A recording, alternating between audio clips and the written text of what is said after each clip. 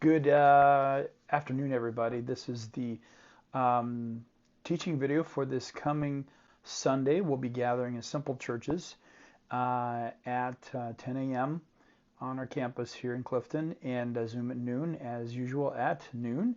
So this is to get you guys ready for that. And glad to share with you, again, just the idea that we'll be meeting again in our simple churches this week, and just continuing to mask up and take those precautions. I know the end is the end of the light at the end of the tunnel is in sight, so we'll just keep at it and keep taking care of one another that way, moving forward. Making plans for Easter, for coming together, perhaps on Good Friday in the evening there, as well as Sunday morning. That's an all-together Sunday anyway. So trying to make a special time together for the resurrection holiday as well. Every Monday now, early in the morning, a email is going out with the readings for the week. So this so everybody knows where we are, and if you're following one of the plans, great. You can compare that with where you are in the email. Make sure we're following along and trying to track together, because you'll see today my message and the topic I've chosen this week is right out of where we are in the reading. We'll meet on Wednesday night at 7 p.m. as well as we have each and every week. And thank you for everybody who's making that commitment and spending that time together, just being reminded in the middle of the week of who we are and what we do together, and bringing those things before the Lord. I think the relational time there, and then the time of focusing our attention together on the Lord in prayer has been really, really encouraging for everybody, and it's great to see so many people taking part in that. Continue to pray for the North family as they've retired or moving towards retirement full. Don't know if it's complete yet, but I know they're back in the States, still wrapping up, and I'm sure keeping connections with the many, many decades of work in Japan. So continue to pray for them. They're our focus as far as global partners this week. And then Thursday we'll be finishing our series on Acts in terms of the videos. We've got the last of the 4 videos in the book of Acts. So we'll be looking at really the Paul's arrest and trials leading on to Rome. And so you can watch that video as well as read those last 7 chapters of Acts in preparation for Thursday. And as usual, Tuesday you'll get a study guide coming out to you. I've titled this teaching this week, Compassion in Chaos, just reflecting on the book of Ruth. We just read over it in the Bible Project annual reading plan that we follow. And so it made good sense that we're between series and didn't really want to start something new before the Easter holiday, as we're going to focus on that. And but we just read over Ruth. It's a wonderful story, good, very good read, and just a lot there to talk about and to think about.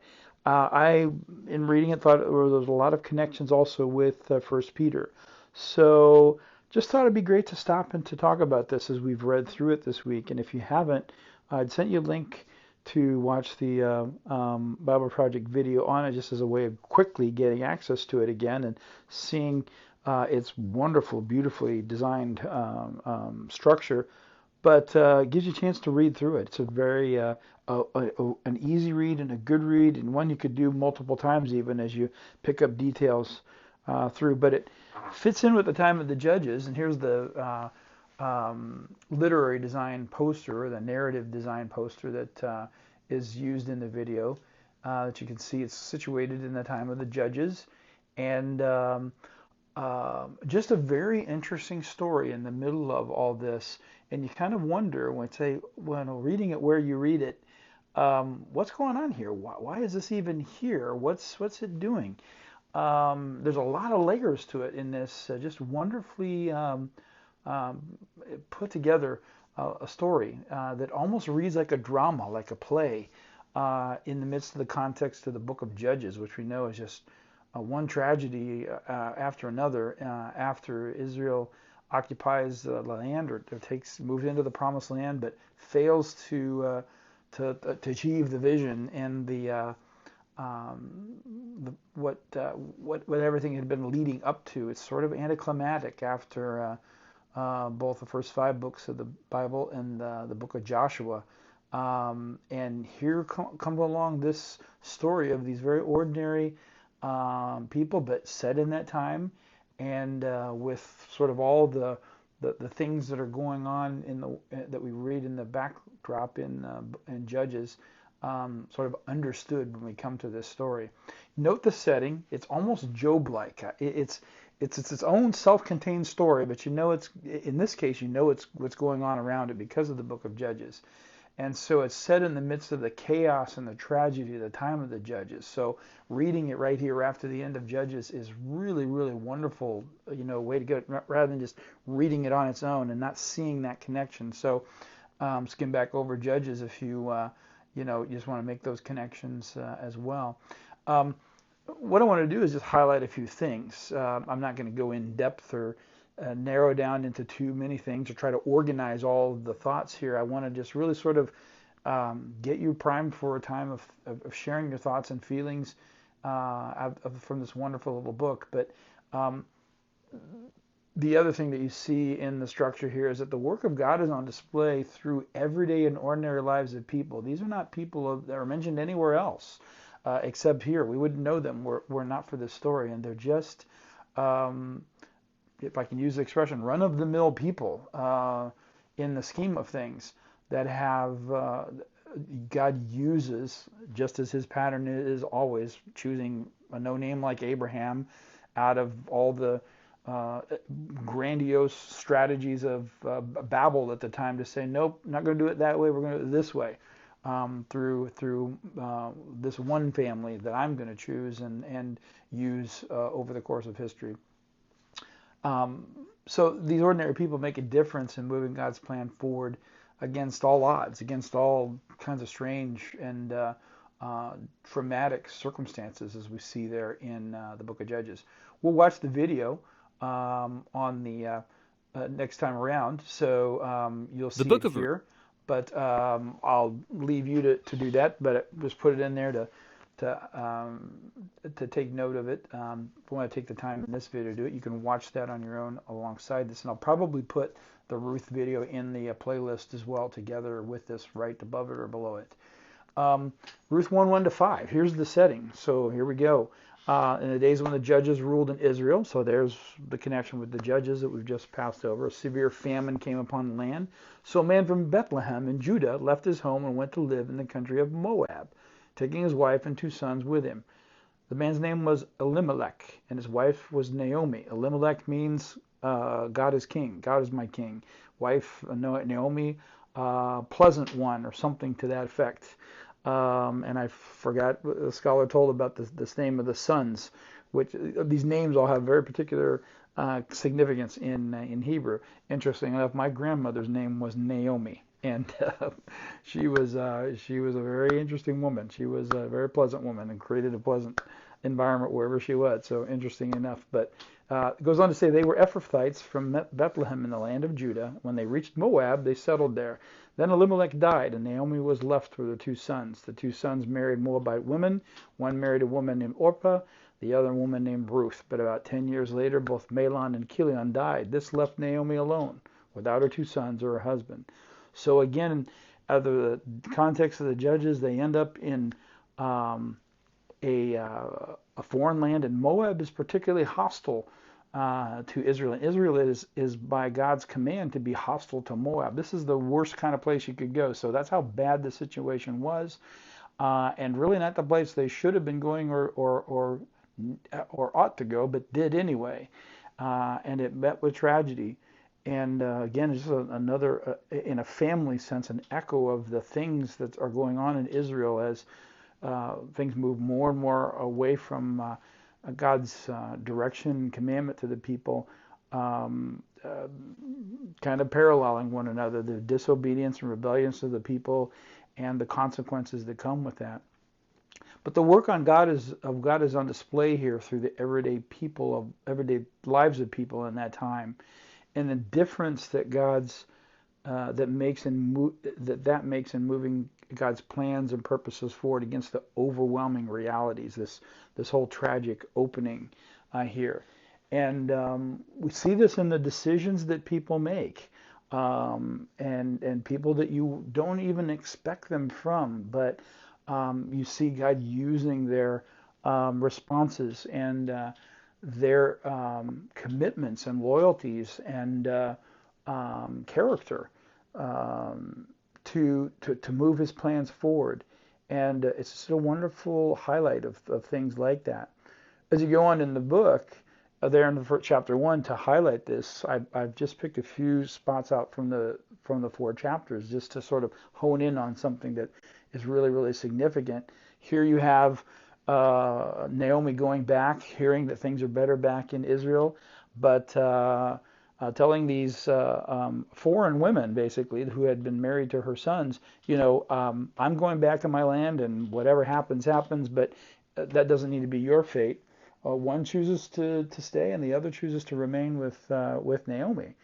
And that's what we have here. Ruth replied, "Don't ask me to leave you and turn back. Wherever you go, I will go. Wherever you live, I will live. Your people will be my people. Your God will be my God. Wherever you die, I will die, and there I will be buried. May the Lord punish me severely if I own anything but death to separate us." This is a foreigner. This is an immigrant coming into and attaching themselves to one of the people of God. In a very, very significant way, making a primary commitment, truly this is a conversion experience, if you want to put it in those terms. Someone who said, I'm leaving behind everything that I've known and could go back to that that you're asking me to go back to. I'm not going to do that. I'm associating my relationship with you and my commitment to you with that is of concern and passionate for you and your traditions and commitments. That's a significant move on the part of Ruth here, from which everything else grows and comes. And but it's a very decisive step that she makes here. That again, the other things seem to grow right out of. And we see the same kind of thing in the next chapter here. That another person in this farmer, who's Boaz, who he's described as a man of noble character, showing generosity, and blesses Ruth, which is what we have here in this next passage, and that's not Ruth 1:16-17. This is chapter 2, verses 10. Boaz has noticed the strange woman working in the field and has approached her and finds out who she is. And this is the exchange that we have. Ruth fell at his feet, thanked him warmly. What have I done to deserve such kindness? He's allowed her to gather in his fields behind his harvesters, told them to leave her alone and care for her. He's taken a concern for her. She asked, "I'm only a foreigner." "Yes, I know," Boaz replied, "but I also know that everything you've done for your mother-in-law since the death of your husband. I have heard how you left your father and mother in your own land to live here among complete strangers. May the Lord, the God of Israel, under whose wings you have come to take refuge," that's a really huge thing, "reward you fully for what you've done." He pronounces a blessing upon her. I hope I continue to please you, sir," she replied. "You have comforted me by speaking so kindly to me, even though I'm not one of your workers." Here you have an immigrant, a foreigner, being blessed by one of the people of Israel who recognizes the shift in loyalty that she has made and the direction that she has taken and has heard about it. Again, you see back to how this important but straightforward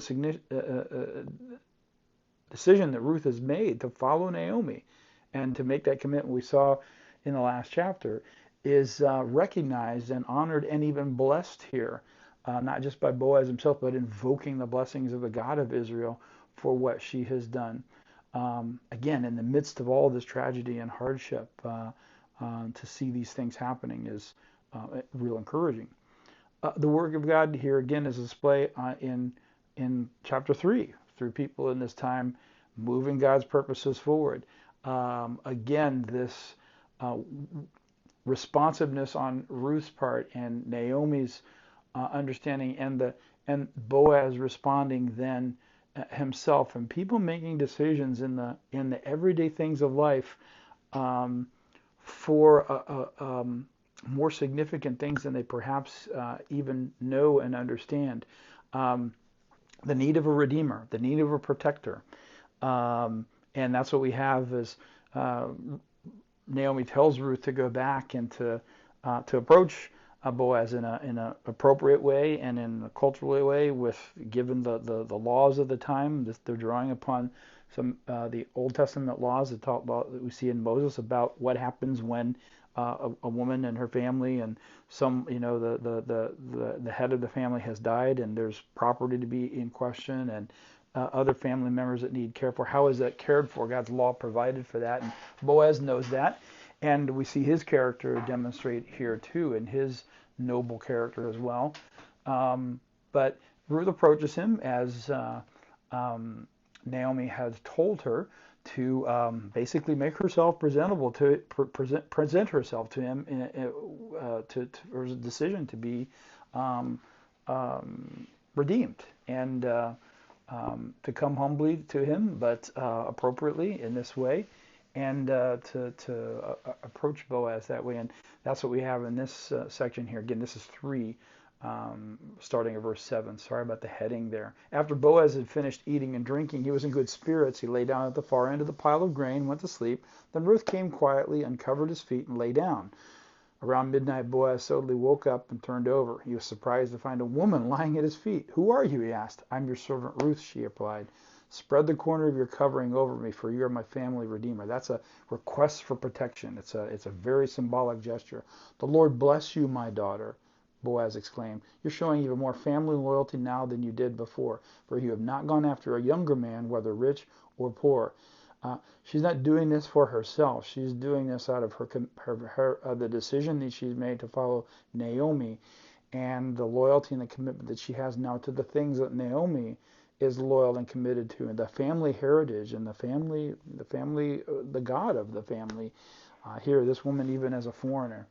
Um, so he goes on to say, "Don't worry about a thing, my daughter. I will do what is necessary, for everyone in town knows you are a virtuous woman." Here's a virtuous man. He's been described earlier, but he's now being labeled by Boaz by virtue by nature of this step that she's taken and why she's taken it to be called that. "But while it's true that I am one of your family redeemers, there's another man who is more closely related to you than I am." We see his character demonstrating, I need to do the right thing here. "Stay here tonight, and in the morning I'll talk to him. If he's willing to redeem you, very well, let him marry you. But if he's not willing, then as surely as the Lord lives, I will redeem him myself. Now lie down here until morning."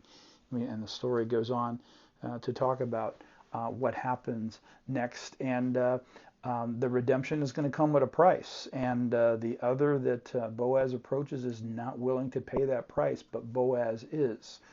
Seeing and knowing who this is, and what she represents, and all that's at stake in the family, Boaz makes the wiser and the better decision, as opposed to the closer relative who is approached about this.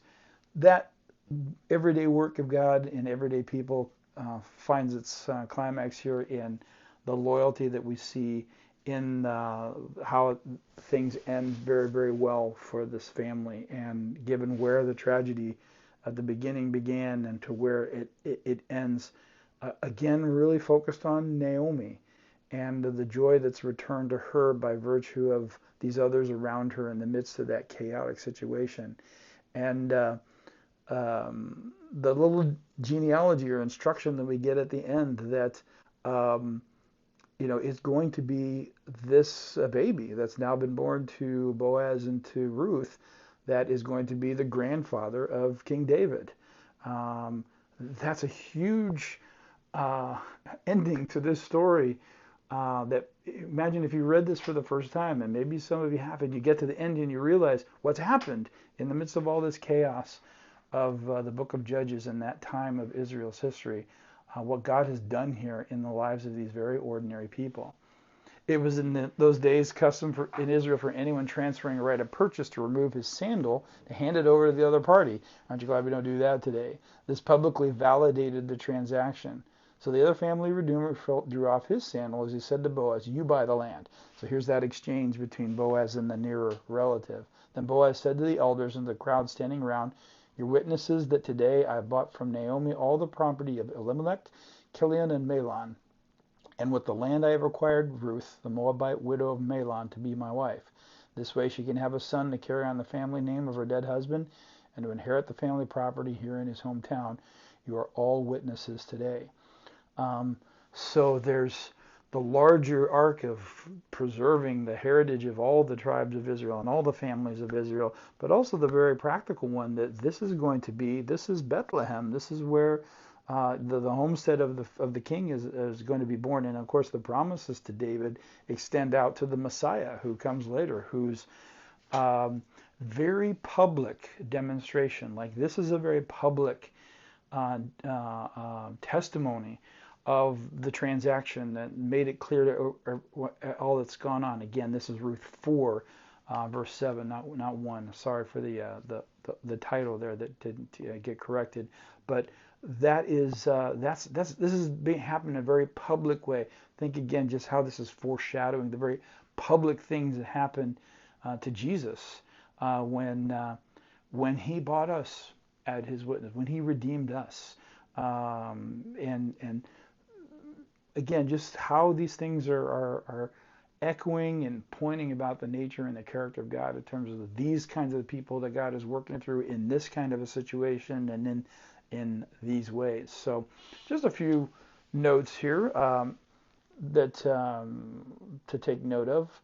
One, that Israel's tragedy in turning away from God is echoed in Elimelech's, which again his name means God is my king, seeking help among foreign enemies.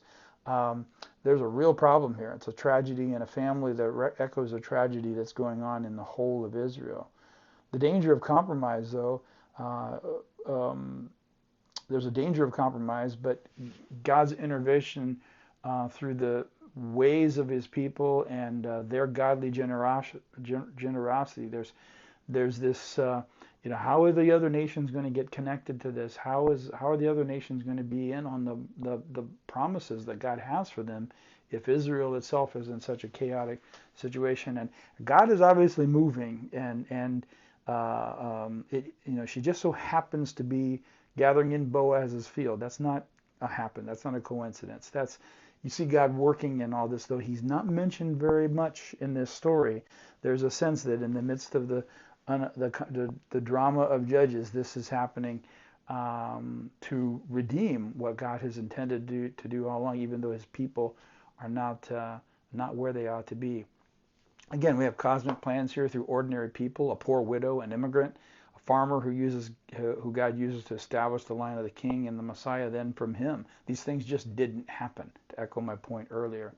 And the combination of loyalty, faithfulness, obedience to God brings joy and transformative hope, which changes lives and the world. The fact that God wants to do these things and these people make these choices moves God's purposes forward. And I think it's an echo. We've seen that in 1 Peter, how it's like God allows and creates a scene where even the hardship and the difficulties that come against his people can be used to further his purposes. And so we can stand firm in that grace. And we see that working in the lives of these people in this story. So again, just the fact that God is at work, the work of God's on display here through ordinary and everyday lives of people in that time. And I think that's the point to be made in all this, that we can greatly underestimate the significance of what God's doing in our lives if we're not careful. But we need to be careful to make sure we're doing what we need to be doing, or what we know to be doing, following him and being renewed in renewing our minds and being transformed by God, and being more and growing more in our ability to discern and to make the right choices through first principles and through the growth and maturing process. And that makes a difference in moving God's plans and purposes forward against all sorts of odds. And again, You may or may not feel how chaotic, or have a sense of how chaotic this time that we have been in and are still in currently to a large degree. Um, but aside from resolving all of that, God is still working in the everyday lives and everyday choices of people like you and I. And we see evidence of that in this story and can be encouraged by it as well.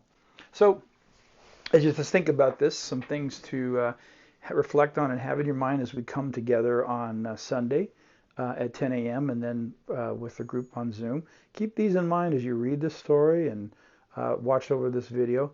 You know, when have you been in or seen a tragic situation like this where loyalty, compassion, and faithfulness have made all the difference? It brought about a huge change, turned to what looked to be impossible odds and unfortunate circumstances into something that really became a blessing and a happy ending, if we can put it in those terms. What does this say about God's purposes in our lives among the chaos of the world around us? How do we need to respond? Let's talk about that as well. And aside from the historical, obviously with the mention of the birth of Obed and who was the grandfather of David, you know, how else does this point to Jesus? What are the other echoes of the God we know now in Jesus clearly that this was pointing towards, that we can again just sort of affirm some of the things that we see and know about our God in Jesus. And why does that matter? Why does it matter to you today? Why should it matter to us today? So as you come together, what question, insight, testimony, song, or other contribution from this teaching will you bring to the gathering this weekend? What are you going to bring with you? Take a cup of coffee, sit down, think through this, watch through this video, read again Ruth, not a long read, but a great story full of all kinds of nuances, and maybe you pick up on something too that you want to bring to everyone as we gather together here. So look forward to that time together, and pray you all have a great weekend and day ahead before we gather on Sunday. So God bless, and look forward to seeing you together on Sunday.